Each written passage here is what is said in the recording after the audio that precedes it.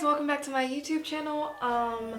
This video is going to be about reality, about spirituality, and all the things that I'm into and all the things that I like.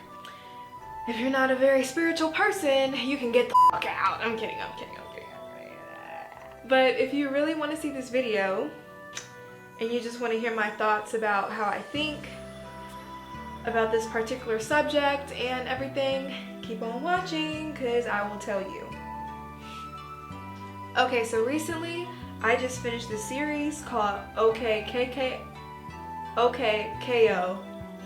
Let's Be Heroes. And my brother put me onto the series, and at first I was like, okay, because I finished watching Steven Universe and my heart was hurt because it was over, and I was just like, no. Every time when I finish watching a good anime or just a good show, I feel this void in my heart that needs to be filled, and I feel like nothing else is gonna fill that void other than that series I was watching, and it gets me so sad. And after Steven Universe ended, ended, and the movie came out, which was good too. It was a little heartfelt moment. It was cute, and I was like, oh yay, more Steven. Steven can't keep on going on, and Steven is gonna have one more last season, then it's gonna be over.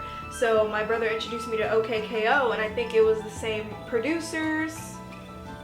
Like, it's music, like, hey bro, I produced Steven Universe, the soundtrack, man. No, I'm talking about the writers or creators of Steven Universe, and I feel like they transitioned into helping other writers and creators of OKKO.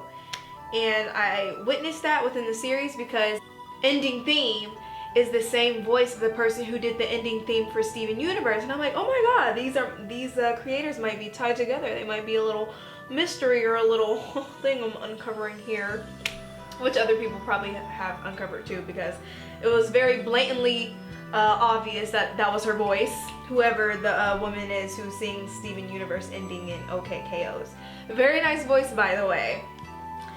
But the point of this video is not for talking about the endings of both series. The point of this video is to explain to you the lessons and the things that I strongly believe in from the episode of OKKO and an episode of the Avatar. So this is going to be centered around the Avatar and OKKO.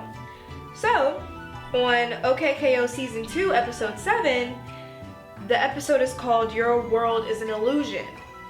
And so it starts off with KKO meeting this hologram, and her name is Hollow Jane. And she said she's a three-dimensional image made of light. I'm reading from my my notes, guys, so sorry. I was about to say images because it's images stuck in my head. KO walks over to Hollow Jane, and she asks for his help because she's trying to find a place that's as close to reality as possible. She's trying to find a place that seems real. All I want is to get someplace more real. And it's so crazy because that episode really connected to me, because I do believe everything that we see in this reality is an illusion. And some people may argue, how is that true when I'm sitting in this chair? It's real to some. I can see it. And for people who are, you know, scientifically based, they're like, okay, you're sitting in a chair, you feel you're sitting in it, you see the chair, how is it not real? And it's all about people's perception. With me, I feel like items and just the materials, the material world is an illusion, and I'll get further into that. But this episode really connected to me because of that reason. It's all based upon the illusion of the reality we live in. She used to call herself Fashion Fiend, and I love her so much. And I was already gonna do this video, but it made me want to do it quicker when she uploaded her video on This Life is an Illusion, or something based, or Our Life is an Illusion, or Reality is an Illusion, something like that. And I'm like, oh my god, like, and I told her I meditate every morning. It's like a mantra to me that this life is an illusion, So doing that is a part of my daily practice on me just reiterating to myself to be centered, to balance my chakras, And so that's why I meditate every morning, and it really made a difference within my well-being, within my spiritual well-being, my body. Like, the benefits of meditating is beyond great, guys. I'm telling you. Like, and I'm not trying to force my beliefs or force my practices onto anybody else, but meditating has really changed me for the better and has changed my life, because I wouldn't have the mindset I have now, and I wouldn't have the maturity I have now without meditating. A simple practice of meditating, I wouldn't be who I am today. Like, that made me become me. So I'm just so grateful for that. Going back to the subject, because I don't want to make this video as long as I make my other videos in the past. Let's just stick to the guidelines, Lavv. Tell the video, and that's it. Okay. In certain scenes in this episode, and it's so funny because this is what the audience knows. This is what the outside viewers know of watching a cartoon or watching the episode, and they actually show you the illusions inside the episode itself. And that was really cool to me how they did that in this episode. And so I'm gonna point out to you some of the illusions they pointed out earlier in the episode, and the illusions keep going on throughout the episode. The first thing that K.O noticed was Hello Jane said that there was a black outline all around his body, because of course they're cartoons and they draw the outline to let you know, like, they're cartoons, but also to give them a more realistic human definition. And so K.O was like, yeah, that's just my skin, you know, like, that's a part of me, like, that's just how I'm made. That's always been there. Understand? What? But that would mean that I'm not real. And if I'm not real, then how come I'm so cute? Look at your arm, K.O. You don't see that big black line surrounding your body? Oh, I think that's always been there. And it's so funny because we know he's a cartoon, and of course he's gonna have a drawing line because he's not real. But then K.O goes further in. Then he tries to make himself some lightning nachos, and if you watch the series, you know what I'm talking about. And he put them in there, and then as K.O was eating them, they weren't decreasing. Like, you know how when you eat food, it's gonna vanquish, it's gonna eliminate because you're eating it. But you know how cartoons, they eat food and it's continuously there, like it's nothing less than what they've been eating, like, or if that makes sense. I think I said that wrong, but the same amount of food is still there while they're eating it. So it's like, it's supposed to disappear. It's supposed to like go in your belly and evaporate, or, you know, or digest in your system, but it didn't. And K.O was like, what? Like, these nachos aren't disappearing. And the other thing that I noticed within the series, within this episode, was, you know how creators, they only draw what you can see in a scene. So in this scene, they showed the part where they didn't draw anymore. Like, it's hard to explain. I'll put the video up. But like, the screen, the scale of the screen that we see, they zoomed it out. So you could see that K.O's and Radically's body was cut off halfway because they didn't finish drawing that, because they didn't draw their lower part of their body, because all we were seeing was the top half, was their torso, because that's all the viewers would see within the screen, within your TV. But they actually showed us the parts that they did not draw of them, creating that sense of, wow, like, this is actually a cartoon, this is not real. And that gives us a deeper sense too, like, oh my gosh, I'm actually watching a cartoon, and it just makes it even more real for us, because we're like, they're not real. Like, we're sitting on the couch right now and this is not a part of us. Whatever we're watching right now is not our reality. Like, we're a separate entity from whatever we're watching on this screen. And that was really cool to me, and it was funny at the same time, because it's like, that's ironic. Like, they're showing you the unfinished drawing of them through the screen, and that was really cool. But those are some instances that they did within this episode that made it be like, wow, like, you know, life is an illusion. And even K.O's reality was an illusion. Even though he was a cartoon, he realized that his reality was an illusion as well. And later throughout the episode, Hello Jane said the way we experience and feel the world is real. Because K.O was like, okay, so she's right, nothing's real. Because K.O didn't believe Hello Jane at first. But then he was like, oh my gosh, like, when he met up with her again, you're right, life isn't real. I'm a cartoon, everything is not real. But then Hello Jane, she said, even though, you know, this reality isn't real, all of our connections to the world around us create our own personal realities. And that's the exact quote of what she said. And she said, the way we experience and feel the world is real. All of our connections to the world around us create our own personal realities. It's all a matter of perspective.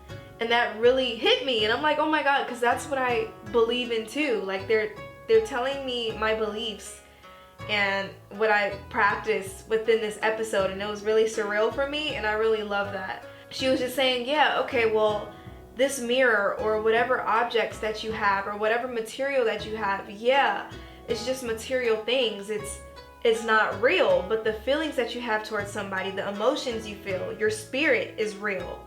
Like how you perceive the world is real. Your perception is real, but what you perceive is not. Your actual perception is, and this is like, oh, like I know people are gonna be like, no, but your actual perception is real. You perceiving things, that act of perceiving is real within you, but what you perceive in this world is not. And that really struck a chord within me, because I'm like, that is so true. Like everything is made up of the same materials. Everything is made up of the same elements. We are all created from the same source. Like me in this box I'm looking at right now, you can't see it, but we are the same. Everything, and that's another concept I'll get into when I talk about the avatar and the other episode that really inspired me and created thought in my head and gave me a sense of goodness. But the materials that we are composed of the elements that make up wood, that make up a human body, that make up an animal, a styrofoam board. I'm just looking at things that I see in this room, but we're all connected. And those things aren't real.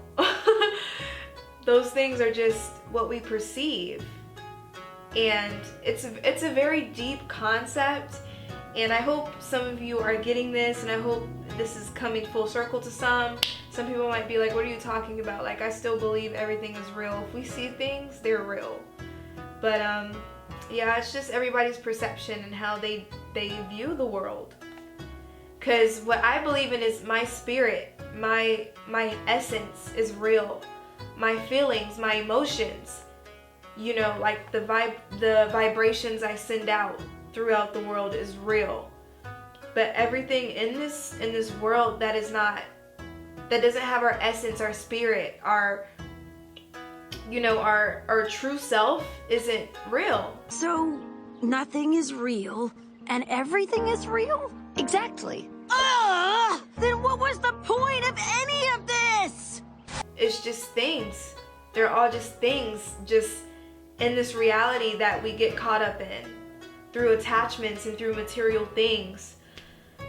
It's hard to explain, but I guess hopefully I explained it enough for you to understand the concept of what I'm talking about, or understand my perception or point of view.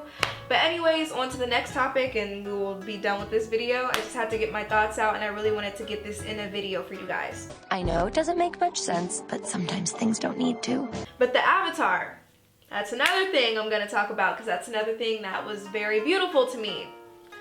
So, in the Avatar series, Avatar The Last Airbender, Book 2, they do it in books instead of seasons. So Book 2, Episode 18, the Avatar goes to meet Guru Patik, and he teaches them how to open all his 7 chakras, or chakras.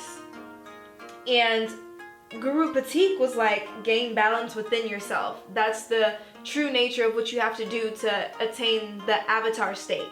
And we can relate it to us, because the Avatar state is really the cosmic energy you hold. Your 7th chakra, your 3rd eye, your crown chakra, to receive light, to let energy flow through your whole body. And so that really hit me, because I'm like, yeah, because the Avatar state can be related to us too. That's our crown chakra. That's, oh, I gotta dig in my nose. Oh, it itches. Oh yeah. Oh, that was good. Okay, so yeah, that's our crown chakra. So he was explaining to Aang that he had to open all 7, and they all had to be in constant energy flow and spin at the same speed. He wanted him to align his chakras. 7 chakras that go up the body. Each pool of energy has a purpose and can be blocked by a specific kind of emotional muck. Be warned. Opening the chakras is an intense experience, and once you begin this process, you cannot stop until all 7 are open. Are you ready? I'll do whatever it takes. And we have those. We have chakras, we have orbs, we have energies inside of us which need to be aligned for us to receive or to attain balance, to attain spiritual enlightenment. And we have those, and that really was an episode that I felt like, oh, I love this. Like, I love things like that. I love seeing spirituality in animes and cartoons and different external sources that I wouldn't think they would incorporate that. Because a lot of people are like, oh, spirituality, like, how do you, like, or why talk about it, you know? 'Cause some people aren't into spirituality, and that's fine. And some people are, but just in different ways, different outlets. So it was really cool that the Avatar and OKKO did that, and they incorporated spirituality within their series in different ways. When they reached the 7th chakra, which is the crown chakra, Guru Patik told him the greatest illusion, because the 7th chakra is governed by illusion. It's governed by insight, but people have trouble with illusion. That's what blocks the crown chakra, is your attachment to things. And so Guru Patik was like, it's blocked by earthly attachments. And so he told Aang, to reach your avatar state, all you have to do is unlock this last chakra and you're good to go. Unlock this last chakra and you'll be, your avatar state will be like, oh, your eyes will be glowing, and you can reach it at any time. You can unlock it at any time and release your fury on anybody. Your fury. And so he was like, okay, this is the last one. And Aang was like, okay, you know, I'm ready for this. I have to do whatever I have to do to save the people of the world. But he thought of Katara, and his earthly attachment was Katara. And Aang was like, well, being attached to Katara or whatever was great 3 chakras ago. So why is it bad now? And Aang was just started to go haywire, and he was just like, yo, like, I'm confused now. You just said that was good 3 chakras ago, but now I can't be attached to anything. And Guru Patik was like, you have to let everything go. You have to let everything go, and you have to let go of your attachments, your worldly attachments. Thought chakra is located at the crown of the head. It deals with pure cosmic energy and is blocked by earthly attachment. Meditate on what attaches you to this world.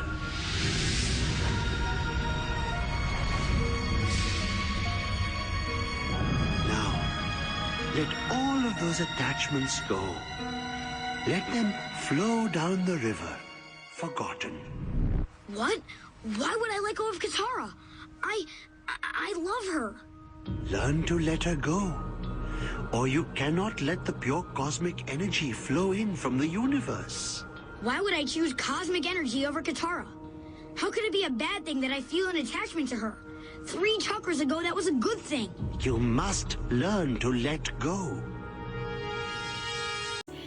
And in the sense of, you know, humans in this reality, not talking about the Avatar, it relates to us, because that's so true. Like, we all have attachments. Everybody has attachments to something. And I did this first video on attachments and everything, like, oh my god, that's so cringy. But it was a very valuable video, and I was trying to do all these statistics and stuff. I'm like, oh my god. I'll probably link it so y'all can still see it, but even though it's so cringeworthy. But this is like a very updated, more polished version of that. So we are attached to so many things. I'm attached to makeup. I love doing makeup. I love having makeup, but do I need it? No. Like, your essentials, what you just need to survive. We have so many worldly attachments to things we don't need, but we just desire. And so Patik wasn't telling him to let go, like really just like, oh, let go of everything. Like, you can let go and still love. You can let go and still find something useful. For example, I can let go of makeup. Like, say if like it would hurt me so bad, and that's already a sign of my attachment. Because if I threw all my makeup away, I would be so hurt and I would be so demolished and defeated. I would be like, what the hell? Like, why did I do that? Like, you know what I mean? But it's like, that's an example. Like, we're attached. You feel that attachment to whatever item, whatever material thing you have. And you have to train your mind to be like, okay, I have makeup. But say if this makeup disappeared tomorrow, I have to train my mind to be like, okay, you know what? I can be without that makeup.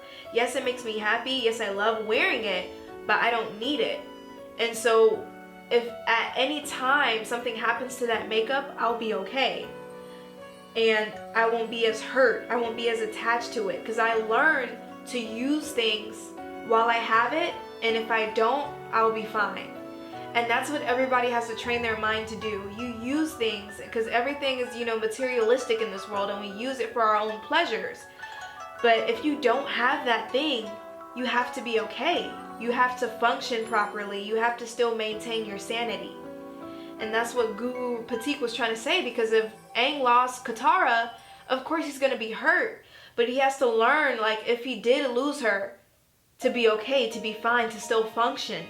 Yes, you'll still be hurt, but you still have to have a clear mind. You don't have to have a clear mind, but it will really help. And that would be the best option for you, to have a clear mind. So he was just telling Aang to clear his mind of if he did lose Katara. Because of course, he can still love her the same. He can still have unconditional love for Katara. But you have to learn to be okay without the things that you desire or pleasure the most. And that's like, wow. You know what I mean? Because that's hard for people. It's really hard, because all we're surrounded by is materialistic things. All we're surrounded by is an illusion. And we grew up, people, knowing that it's okay, you know, to be enthralled by attachment, to be seduced by the attachment of things or people or feelings. And it's unhealthy. If you go through that so many times, it's like, over and over again, you're just let down, or you're just hurt by something that you can't control. And so you just have to learn that you can't control certain circumstances. You can't control how life treats you, what life does to you at certain points in life, because you're like, what the hell? Like, why did I just lose my job? Or why don't I have a car anymore? Or why did my car just get repoed? Why did my cat just die? You're like, why did this happen to me? But you can't explain that. And everything you can't know, you just have to deal with. And so that's what Guru Patik was saying. Like, you just have to learn how to be okay with your basic necessities, your basic things that are just for human survival, instead of really being attached to all these external things that you can't control, or you don't know when you'll have or when you won't have it. So it was just, you know, this video really, you know, made me feel good about sharing, because I love talking about spirituality. I love talking about my passions and everything like that. So I just wanted to share this video with you guys, and I really hope that you guys learned something from this video, got inspired from this video, just anything. Felt good from this video, laughed from this video, laughed at me from this video, hated me from this video, but also learned something at the same time, so you don't know if you hate me or you want to learn something, whatever. Just hopefully you took something from it, and I'm glad I shared. So that's it for this video. Hopefully it wasn't too long, too long. And yeah, I'll see you on the next one, because I don't know what it's gonna be about, but it's gonna be about something. So yeah, bye guys.